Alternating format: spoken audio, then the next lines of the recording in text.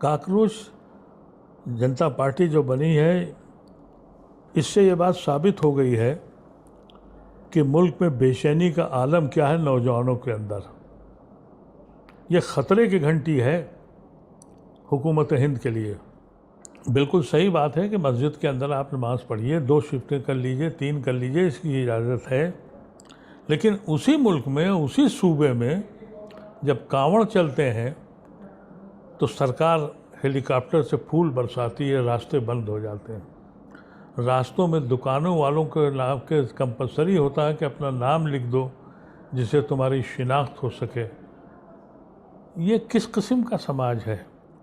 और हिंदू मज़हब में तो टॉलरेंस है।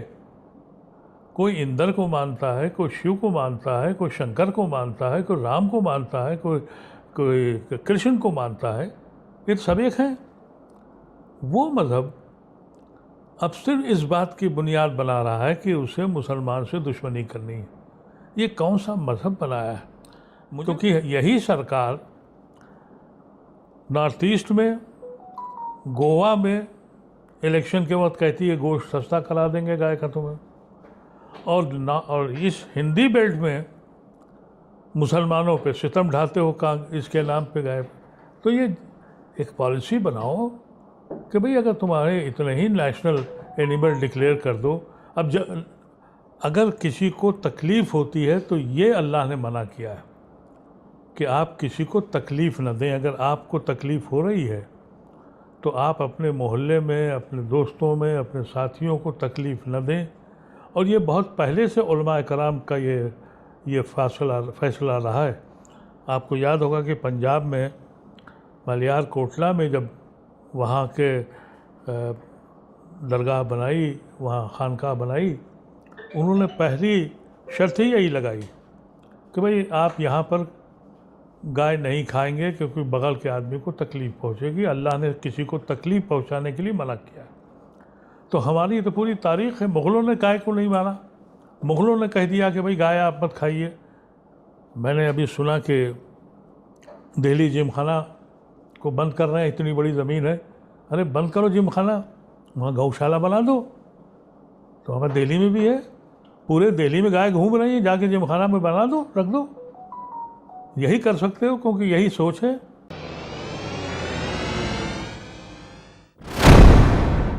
अदीब भाई, ये जो हालात है मुल्क के बकरीद को लेकर के काफ़ी वावैला मचा हुआ है, और अब एक मुश्तरका आवाज़ मुसलमानों की तरफ से उठी है कि भाई गाय न काटें, बड़े जानवर न काटें, और ये डिमांड की जा रही सरकार से कि भाई आप इसे राष्ट्रीय माता घोषित कर दें। क्यों नहीं करते हैं? और स्लॉटर हाउस बंद करवा दीजिए। आप क्या कहेंगे? मैं समझता हूँ बहुत मुसलमानों ने सही फैसला किया, और इनको मालूम हो जाना चाहिए कि गाय से मुताल्लिक़ जितना भी बिज़नेस है वो सब गैर मुस्लिम करते हैं। यहाँ तक कि पुलिस जो है यूपी में, रामपुर में और मुख्तलिफ़ जगहों पे मुझे इसकी कंफर्मेशन है कि पुलिस वाले जाके पैसे लेके गाय को कटवाते हैं। तो इससे बेहतर कोई तरीक़ा नहीं है कि जब आपको गाय से इस कदर अक़ीदत है तो भाई उसको नेशनल एनिमल डिक्लेयर करिए। हमारे ऊपर से हमारी जान छोड़िए, क्योंकि अल्लाह ने गाय को हराम नहीं किया है कि आप खा सकते हैं, लेकिन पाबंदी नहीं लगाई है, फर्ज भी नहीं किया, पाबंदी नहीं है, बल्कि बरखिलाफ़ इसके अगर किसी को तकलीफ़ होती है तो ये अल्लाह ने मना किया है कि आप किसी को तकलीफ़ न दें। अगर आपको तकलीफ़ हो रही है तो आप अपने मोहल्ले में, अपने दोस्तों में, अपने साथियों को तकलीफ़ न दें।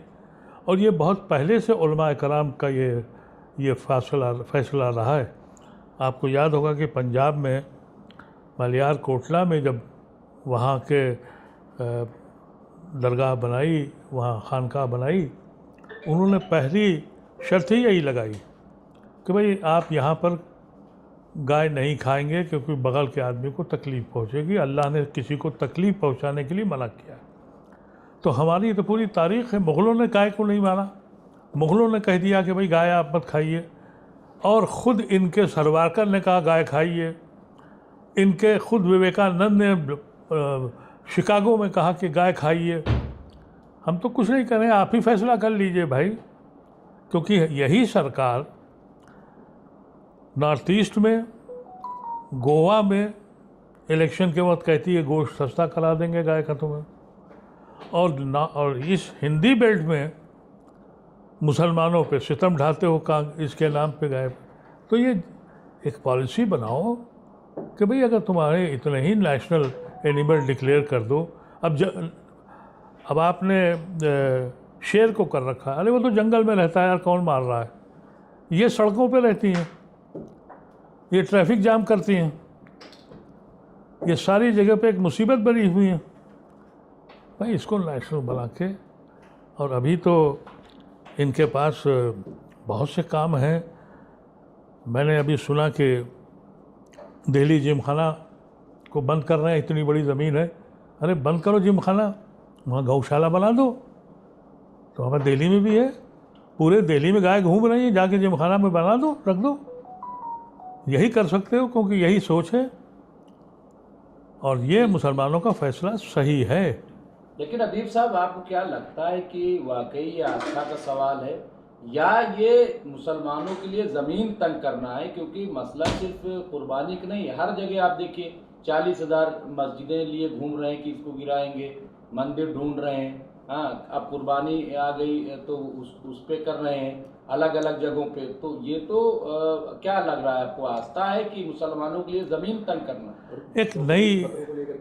एक नया मज़हब ईजाद किया गया है, और वो मज़हब जो है नफ़रत पे है। अफसोस ये है, ये वही मज़हब है, वही पैरोकार हैं जिन्होंने नफ़रत की आग में गांधी को कुछ दुनिया से उठा लिया था। ये वही सोच है, ये बीमार लोग हैं।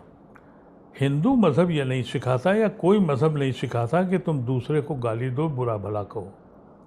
और हिंदू मज़हब में तो टॉलरेंस है। कोई इंद्र को मानता है, कोई शिव को मानता है, कोई शंकर को मानता है, कोई राम को मानता है, कोई कृष्ण को मानता है। ये सब एक हैं। वो मज़हब अब सिर्फ इस बात की बुनियाद बना रहा है कि उसे मुसलमान से दुश्मनी करनी है। ये कौन सा मज़हब बनाया है? मुझे तो अफसोस ही इस बात का है कि यहाँ का जो गैर मुस्लिम है, वो एक बहुत बड़ी तादाद इससे परेशान है, लेकिन खामोश क्यों है? क्यों नहीं आके ऐलान करता कि ये हमारे मज़हब का हिस्सा नहीं है? और मैं समझता हूँ कि आपको याद होगा, जब ISIS का तमाशा शुरू हुआ था, अमेरिका ने कराया था, तो हिंदुस्तान के हर आलिम ने, हर इंटेलेक्चुअल ने एलानिया कहा था कि ये हमारे मज़हब का हिस्सा नहीं है। इतनी जुर्रत आज हिंदू उन लोगों को जो चुप बैठे हैं और परेशान हैं, उनको कहना चाहिए कि ये सनातन धर्म की शान नहीं है। लेकिन अफसोस ये है कि RSS ने जो ये नफ़रत की आंधी चलाई, इस आंधी में एक तबका ऐसा खड़ा कर दिया है बेरोज़गारों का, जिनके हाथ में लाठी डंडे छुरे दे दिए कि जाओ। अब ये जब आगे बढ़ेंगे तो इस देश का हशर क्या होगा? ये एक फ़िक्र की बात है। मुसलमान ने, जहाँ तक सवाल है, उसने तो देखिए सन 47 में जब हिंदुस्तान को हमारे बुज़ुर्गों ने आउट किया, तो उसी दिन फैसला कर लिया था कि हम हाकिम वक्त नहीं बनेंगे। उन्होंने फैसला किया था कि हम इस मुल्क में छोटे भाई की हैसियत से रहेंगे। और आज ये हालत है कि हम तो चपरासी बन के भी इतने खुश हैं, मजदूरी करते हैं, इधर से उधर रह के अपनी ज़िंदगी गुजार रहे हैं, रिक्शा चलाते हैं। फिर ये नफ़रत क्यों है? इसलिए है कि ये एहसास कमतरी है। RSS ने अपनी कौम के साथ दो बड़े जुर्म किए। एक जुर्म तो ये है कि हिंदू समाज को एहसास कमतरी में दुला दिया है। 80% पॉपुलेशन का आदमी ये कह रहा है कि हमें ख़तरा है 20% से। तो ये RSS हिंदू समाज के लिए काम कर रही है या बर्बाद कर रही है? दूसरा, RSS ने जो ये गुंडा एलिमेंट है, इसको शह दे रखी है। वो क्यों नहीं बोलता है कि उसके मज़हब का हिस्सा नहीं है? लेकिन जाने अनजाने में इस मुल्क को बहुत नुकसान पहुंचा दिया है। सड़कों पर नमाज को लेकर के भी तमाम वो किया जा रहा है, तो अब मुस्लिम की तरफ से भी कि भाई हम ठीक है सड़क पर नमाज नहीं पढ़ेंगे, 2 शिफ्ट पढ़ लेंगे, लेकिन इसके बावजूद बार बार उसी कहा जा रहा है कि सड़कों पर नमाज ही पढ़ने की जिद है। कहाँ जिद, आपको लगती कहीं जिद है? बिल्कुल सही बात है कि मस्जिद के अंदर आप नमाज़ पढ़िए, 2 शिफ्टें कर लीजिए, 3 कर लीजिए, इसकी इजाज़त है। लेकिन उसी मुल्क में, उसी सूबे में जब कांवड़ चलते हैं तो सरकार हेलीकॉप्टर से फूल बरसाती है, रास्ते बंद हो जाते हैं। रास्तों में दुकानों वालों के नाम के कंपलसरी होता है कि अपना नाम लिख दो जिससे तुम्हारी शिनाख्त हो सके। ये किस किस्म का समाज है? ये कौन कहता है कि यह सेकुलर मुल्क है? बकवास करते हैं लोग। न ये सेकुलर मुल्क है और न ही ये क्या कहते हैं डेमोक्रेटिक मुल्क है। ऑन पेपर है, आप उसको किताबों को ढूंढते रहिए, किताबों में मिल जाएगा। अमली तौर पर 12 साल में सब कुछ ख़त्म हो चुका है। नहीं तो अदीब भाई, मुसलमान करेगा क्या? जिस तरह से ज़मीन तंग की जा रही है इलेक्शन से लेकर के हर चीज़ में, तो रास्ता क्या होगा? कैसे सरवाइव करेगा वो? हर जगह अभी ट्रेन पे आप देखिए, अभी बिहार में मार दिया, ट्रेन पे मार दिया, हर जगह जो है। आप समझ रहे हैं कि सिर्फ मुसलमान ही तबाह हो रहा है? मुसलमान सिंकर है, ये पूरा मुल्क लेके बैठ जाएंगे। ये 20 करोड़ लोगों को तुम उस जगह ले जाके खड़ा करोगे, फिर क्या होगा? ये मुल्क बच पाएगा? आप सोचिए कि जब अभी बंगाल में इलेक्शन हो रहा था तो मैं गुड़गांव में रहता हूँ, वहाँ जितनी सोसाइटीज़ हैं वहाँ बंगाल के लोग ही काम करते हैं। औरतें घर का काम करती हैं, मर्द गार्ड हैं, ये है वो है। वो सब वोट डालने चले गए क्योंकि उनका वोट काटा जा रहा था। हाहाकार मच गया गुड़गांव में। लोगों के घरों पे काम करने वाले नहीं थे। तो हमारे बग़ैर ये मुल्क नहीं चल सकता और तुम्हारे बग़ैर हम नहीं चल सकते। ये तारीख़ का हमारा है। मौलाना आज़ाद ने यही बात कही थी कि सन 36 में जब ये तय हुआ कि एक सेकुलर डेमोक्रेटिक कंट्री होगा, तो उस वक़्त के उलमा कराम मिस्र से, मदीने से सब आए यहाँ कि मुसलमान तो अक़लियत में आ जाएगा तो उसके हाथ से हुकूमत चली जाएगी। उस वक्त मौलाना आज़ाद ने यही कहा था कि इस ज़मीन की खुसूसियत यह है कि ना हिंदुओं के बग़ैर मुसलमान रह सकता है और ना मुसलमान के बग़ैर हिंदू रह सकता है। ये हकीकत थी। लेकिन ये जो इस वक्त एक नया मज़हब बना है नफ़रत की बुनियाद पर, इसकी सिर्फ बुनियादी वजह यह है कि ये इंफीरियरिटी कॉम्प्लेक्स में आरएसएस ने अपने हिंदू मज़हब को फैला दिया है। अपने हिंदू मज़हब से कह दिया है कि तुम ख़तरे में हो, 80% हो फिर भी ख़तरे में हो। और फिर ये कहा कि भाई तुम्हारा वजूद कायम है अगर तुम इनसे नफ़रत करोगे। दुनिया में आप कहीं जाएं, स्पेन में 600 साल मुसलमानों ने हुकूमत करी और वहाँ अगर आप जाएंगे वो सारी इमारतें उन्होंने प्रोटेक्ट रखी हुई है। जबकि स्पेन में आपको पता है कि क्रिश्चियनिटी और इस्लाम के बीच में जंगें हुई और अल्टीमेटली वहाँ से एक एक मुसलमान निकल गया। उन्होंने उन इमारतों को वैसे ही खड़ा रखा है। वो कहते हैं ये हमारी धरोहर है। अगर आप सेंट्रल एशिया में जाएंगे, उज़्बेकिस्तान, कजाकिस्तान, किर्गिस्तान, समरकंद, बुखारा, मैंने ख़ुद जाके यहाँ सब देखा है। 70 साल तक मुसलमान को मस्जिद में जाने की इजाज़त नहीं थी और जैसे ही ये मुल्क आज़ाद हुए मैं वहाँ गया, उस वक़्त उन मस्जिदों में उस वक्त के बोर्ड तक लगे थे, Muslims are not allowed in the mosque. लेकिन उन्होंने उन मस्जिदों को, उन खानकाहों को, उन कब्रिस्तानों को वैसे ही मेंटेन किया। कहा ये हमारी धरोहर है। एक संजीदा समाज जो है, एक बाशऊर समाज जो है, वो उसको अपनी शान समझता, अपनी तारीख समझता है। ये कॉकरोच जो जनता पार्टी एक आई है, यही हालात के पेश नज़र, जिस तरह से मुल्क नौजवानों की बात नहीं सुनी जा रही है, असल मसाइल नहीं उठाए जा रहे हैं, तो एक कॉकरोच जनता पार्टी उसको कैसे देखते हैं ये अचानक जिस तरह से?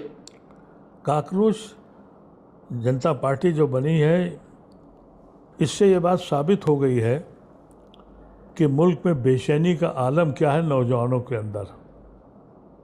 ये ख़तरे की घंटी है हुकूमत हिंद के लिए, और ये इनकलाब की घंटी है। अब ये बात तय है कि आप इलेक्शन से गवर्नमेंट को नहीं बदल सकते, क्योंकि इलेक्शन अब पार्टियों से नहीं हो रहा है। अब इलेक्शन कमीशन से हो रहा है, और इलेक्शन कमीशन ये फैसला करेगा कि कौन जीतेगा कौन हारेगा। जमहूरियत में फैसला करती है जनता की कौन सरकार बनाएगा। अब इलेक्शन कमिश्नर फैसला करता है, वोट काट के, वोट जोड़ के, वोट घटा के, वोट बढ़ा के। अब अगर कोई इनकलाब की घंटी बजेगी, वो काकरोच पार्टी ने साबित कर दिया है कि अब बर्दाश्त से बाहर है नौजवान। इस मुल्क में अगर कोई इनकलाब की शक्ल पैदा होगी तो या तो किसान करेगा या नौजवान करेगा। नौजवानों की बेचैनी अपने एक्सट्रीम पे जा चुकी है, और अगर वो खड़ा हो गया तो इन सब का कहीं वजूद भी नहीं रहेगा। उसकी अब ज़रूरत भी हो गई है, क्योंकि इतना डैमेज हो गया है, इंस्टीट्यूशंस इतनी तरह से बर्बाद कर दिए गए हैं कि कम से कम एक नस्ल तो इसको सुधारने में लग जाएगी। शुक्रिया।